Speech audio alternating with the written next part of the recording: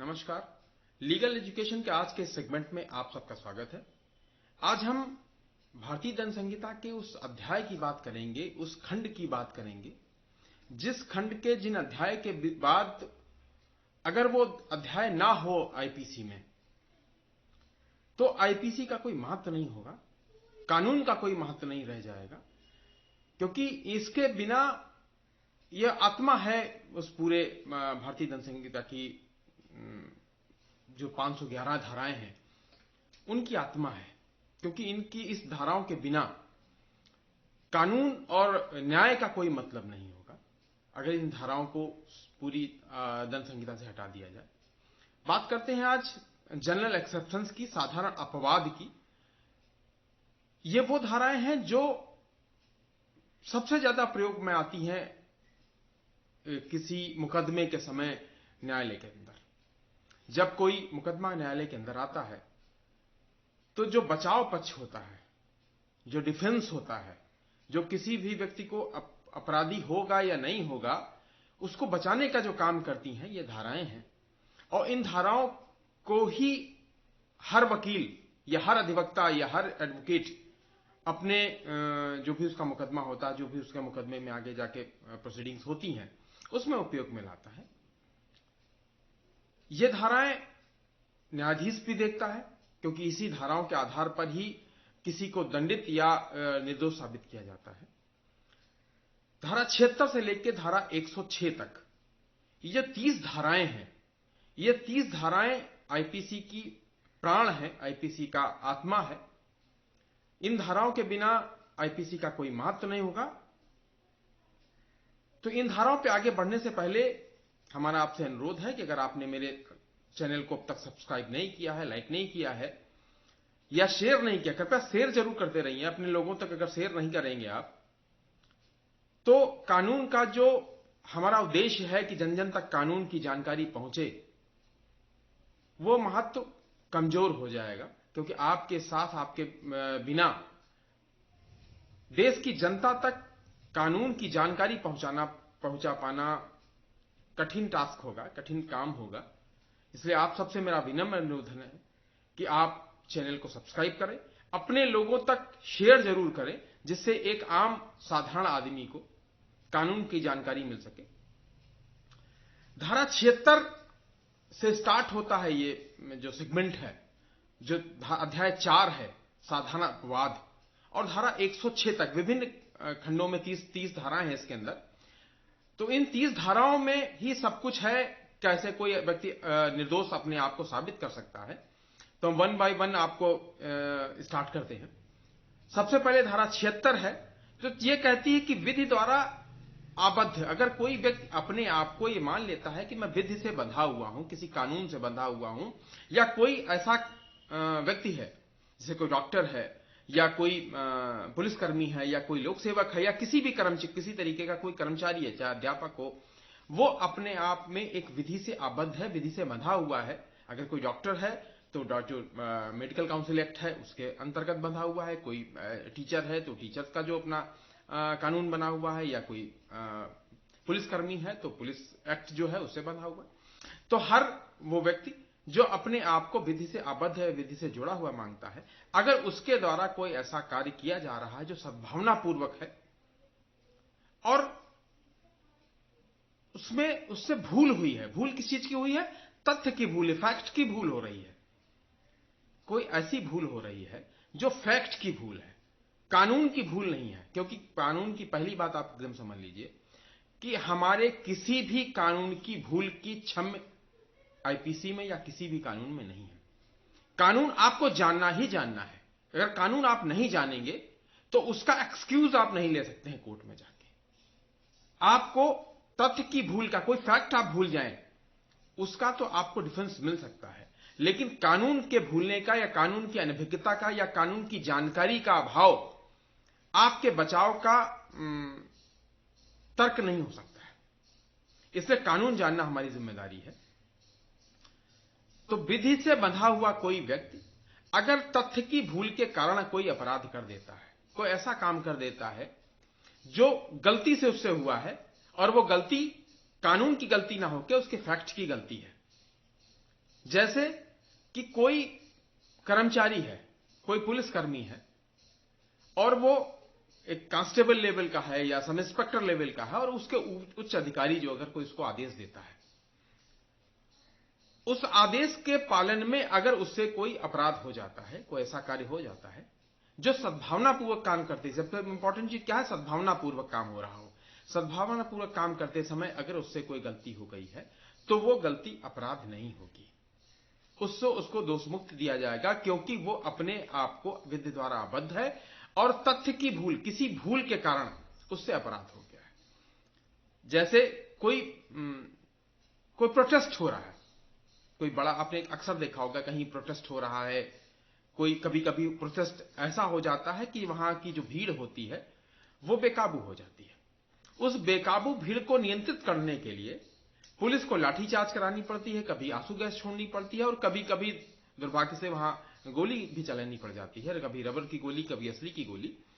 तो अगर ऐसा कार्य करते समय, कोई लाठीचार्ज करते समय अगर उच्च अधिकारी ने आदेश दिया है कि इस भीड़ को नियंत्रित करने के लिए जो वहां पे कांस्टेबल हैं या सब इंस्पेक्टर हैं या अधिकारी, जो भी अधिकारी हैं, अगर उनका उच्च अधिकारी वहां मौजूद है, उस उच्च अधिकारी ने आदेश दिया है कि आपको इस भीड़ को नियंत्रित करने के लिए लाठीचार्ज करना है, तो लाठीचार्ज करने के पश्चात अगर किसी व्यक्ति को लाठी लग जाती है या वो घायल हो जाता है, तो वो जो कर्मचारी जिसने लाठीचार्ज किया है उस पर किसी भी तरीके का कोई अपराध नहीं होगा, वो किसी तरीके से दंडित नहीं किया जाएगा, क्योंकि वो विधि द्वारा आबद्ध है और अपने उच्च अधिकारी के आदेश पर ही उसने लाठीचार्ज किया हुआ है।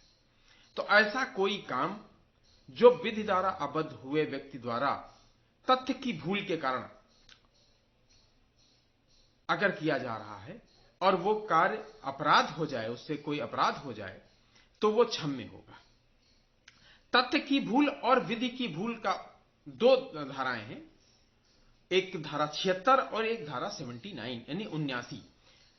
दो धाराएं ये कहती हैं कि अगर कोई किसी भी तरीके से भूल हो जाती है किसी व्यक्ति को और भूल के पश्चात कोई कार्य हो रहा है और वो कार्य आपराधिक हो जाए, तो उस आपराधिक कार्य की जो दंड होगा उस व्यक्ति को नहीं दिया जाएगा, उसको सजा नहीं दी जाएगी, बल्कि उसको बाइज्जत बरी किया जाएगा अगर उसके खिलाफ किसी तरीके का कोई मुकदमा कोर्ट में आता है।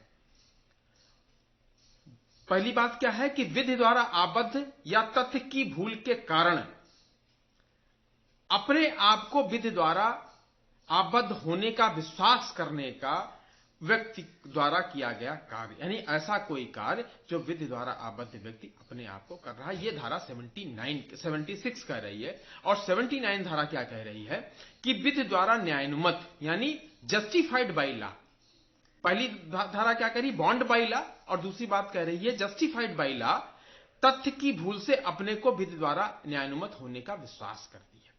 79 धारा कहती कि कोई बात जस्टिफाइड बाई लॉ अगर है, कोई ऐसा कार्य जो कानून के द्वारा पहले से जस्टिफाइड किया जा चुका है, जैसे कि कोई, आपको एक मैं उदाहरण समझा देता हूं कि मान लीजिए आपके पड़ोस में कोई व्यक्ति रहता है और रात का समय 11 बजे 12 बजे है और आप अपने घर के बालकनी से या अपनी खिड़की से देखते हैं कि पड़ोस के घर में कोई व्यक्ति चोरी से उसके घर में चढ़ रहा है।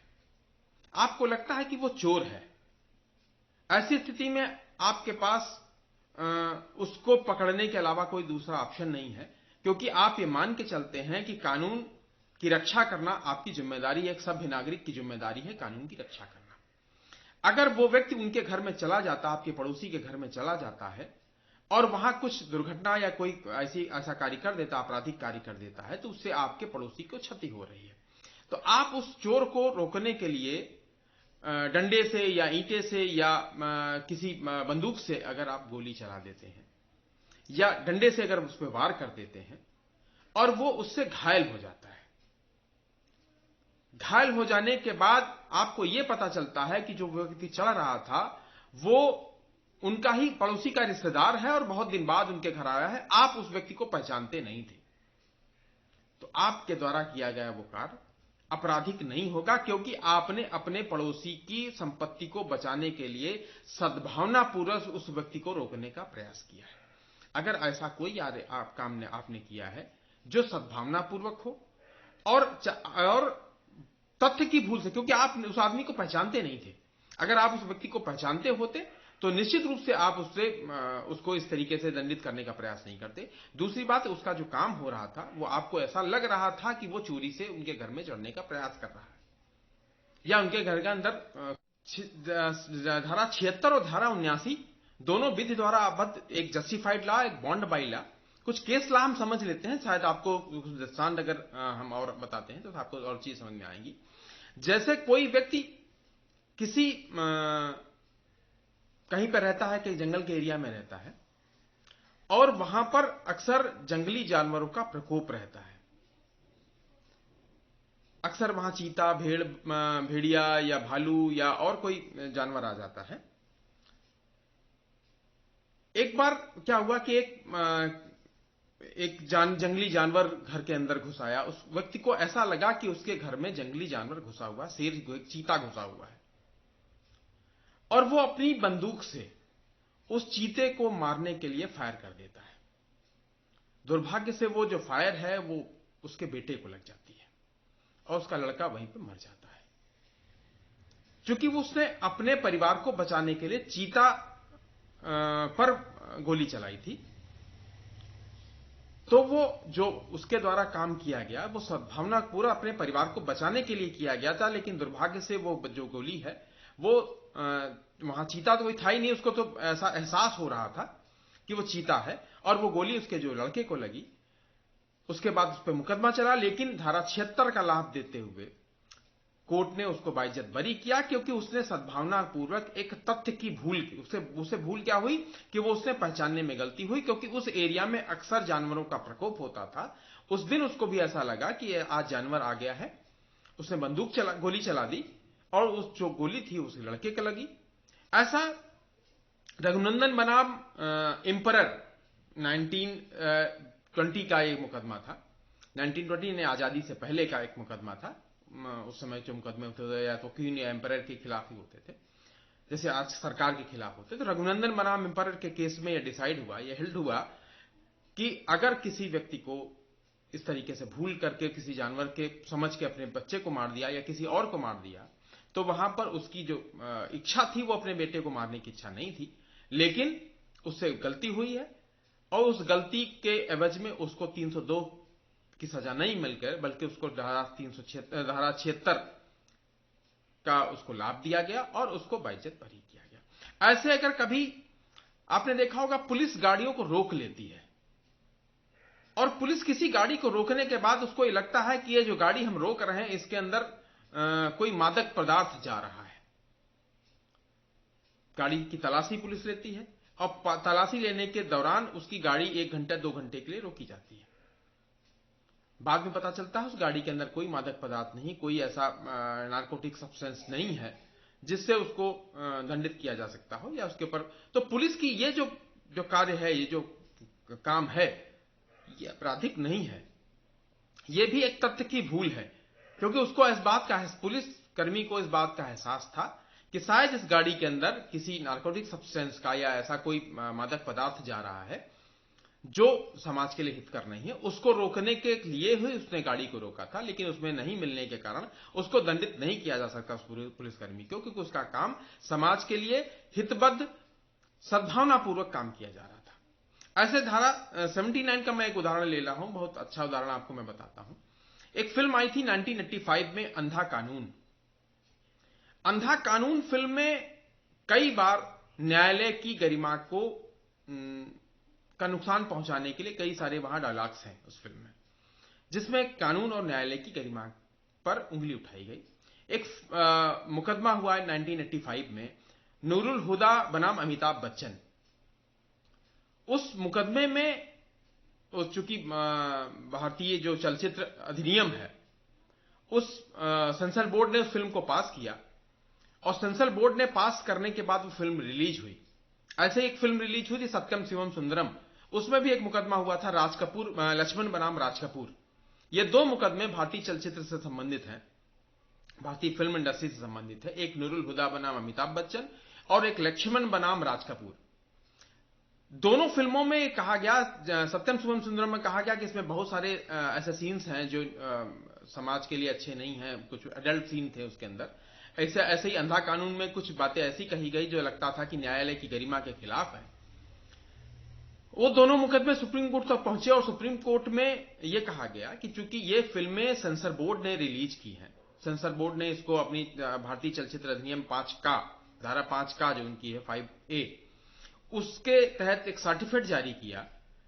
तो सर्टिफिकेट जारी करने के बाद जो उसके फिल्म के अभिनेता हैं या जो भी उस फिल्म बनाने वाले थे वो उससे हितबद्ध हो गए, उससे जस्टिफाइड हो गए, और उनके द्वारा जो काम किया जा रहा था उनको ऐसा लग रहा था कि वो तथ्य की भूल के कारण हो रहा है, यानी उनके द्वारा कोई अपराध नहीं किया जा रहा था, समाज में जो चीजें हैं उनको दिखाने का प्रयास हो रहा था। सुप्रीम कोर्ट ने दोनों फिल्मों को रिलीज किया और रिलीज करते समय कहा कि नहीं, इनको धारा 79 का लाभ मिलना चाहिए। और वो दोनों जो मुकदमे थे वो जैसे नूरुल हुदा बनाम अमिताभ बच्चन और लक्ष्मण बनाम राज कपूर, दोनों मुकदमों को उन्होंने बाइज्जत बरी किया और फिल्में रिलीज की गई। जबकि ये कहा गया था इन फिल्मों से समाज पर एक अच्छा प्रभाव नहीं पड़ेगा, कानून की गरिमा का उल्लंघन हो रहा है, या फिल्मों में जो एडल्ट सीन है उससे समाज में थोड़ा प्रभाव ठीक नहीं होगा। लेकिन उसके बावजूद भी चूंकि उनको भारतीय चलचित्र अधिनियम की धारा 5 का कहते हैं सर्टिफिकेट दिया गया था, सेंसर बोर्ड ने अपना सर्टिफिकेट दिया हुआ था, इसलिए वो कानून से आबद्ध हो चुके थे। और आबद्ध हो जाने के बाद उन पर किसी भी तरीके का कोई अपराध नहीं बन रहा था। ये दो धाराएं मुझे लगता है आप समझ गए होंगे, धारा 76 और धारा 79, कि कोई व्यक्ति, मैं फिर एक बार दोहरा दे रहा हूं, कोई व्यक्ति विधि द्वारा आबद्ध अगर है, तथ्य की भूल के कारण अगर कोई कार्य कर रहा है, तो उस पर कोई भी किसी भी तरीके से कोई अपराध नहीं बनता है, उसको किसी भी तरीके से किसी भी कानून की किसी भी धारा में दंडित नहीं किया जा पाएगा, किया जा सकता है। ऐसे ही कोई व्यक्ति अगर अपने आप को न्यायानुमत मानता है, जस्टिफाइड बाई लॉ मानता है धारा 79 में, और उसके तथ्य की भूल के कारण अगर कोई इससे अपराध हो रहा है, तो वो अपराध नहीं होगा और दोनों धाराओं का उसको लाभ मिलते हुए उस पर जो भी इल्जाम लगाए गए हैं वहां पर वो बरी होगा। मुझे लगता है आप सब समझ गए होंगे दो धाराएं। आगे की धाराएं अगले एपिसोड में। तब तक नमस्कार।